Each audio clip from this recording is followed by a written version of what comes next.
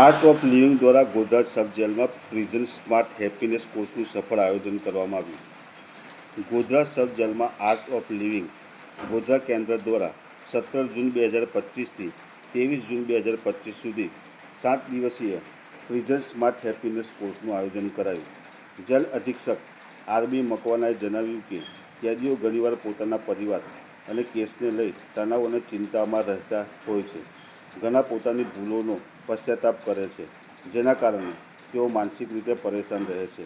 આ શિબિરનો ઉદ્દેશ કેદીઓનો તણાવ દૂર કરવો, સકારાત્મક વિચારો દ્વારા તેમનામાં પરિવર્તન લાવવું અને જેલમાંથી મુક્ત થયા બાદ તેઓ સમાજમાં સારા નાગરિક બને તે માટે આ શિબિરનું આયોજન કરવામાં આવ્યું હતું. આ શિબિરમાં લગભગ 40 કેદીઓએ ભાગ લીધો. દરરોજ સવારે 7 વાગ્યાથી શરૂ થતી આ શિબિર 2 કલાક સુધી ચાલતી હતી, જેમાં યોગ, પ્રાણાયામ, ધ્યાન અને રવિશંકરજીના માર્ગદર્શન હેઠળ સુદર્શન ક્રિયા શીખવવામાં આવી. આ શિબિર નરેશભાઈ તુલસિયાની, યોગ ટીચર પ્રવીણભાઈ અને ડૉક્ટર રમેશભાઈ પટેલ દ્વારા નિઃશુલ્ક સંચાલિત કરવામાં આવી હતી. ગોધરા સબ જેલમાં સુપ્રિન્ટેન્ડન્ટ સાહેબ રમેશભાઈ મકવાણાના માર્ગદર્શન હેઠળ આર્ટ ઓફ લિવિંગ તરફથી 7 દિવસનો પ્રિઝન સ્માર્ટ કોર્સ યોજાયો, જેમાં 40થી પણ વધારે બંદીવાન કેદી ભાઈઓએ લાભ લીધો.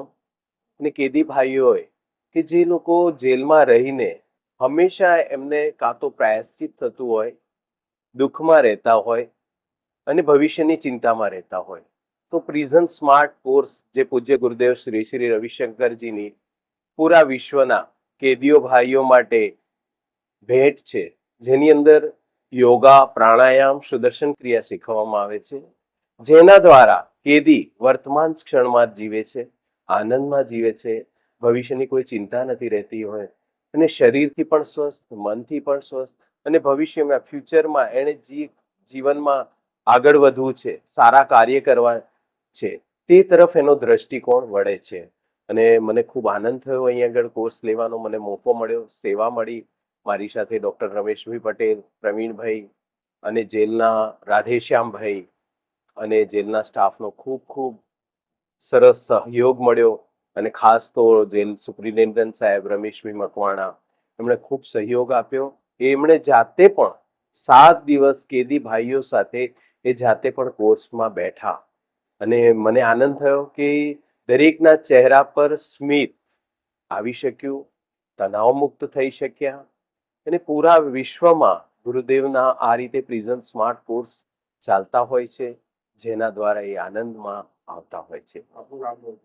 આયા પહેલા તો અમને બહુ ટેન્શન રહેતું હતું, પણ અત્યારે એમ કે અમારા સુપ્રિન્ટેન્ડન્ટ સાહેબની અસીમ કૃપાથી તારીખ 17 જે યોગ શિબિરનું આયોજન કરવામાં આવ્યું, તો એ યોગ અભ્યાસ કરવાથી અમને બહુ સારો એવો લાભ મળેલો છે. જેવા કે અમે ખોટા ટેન્શનમાં રહેતા હતા, તો દિમાગ અને મન ઉપર બોજ રહેતો હતો, એ પણ હલકો થઈ ગયો.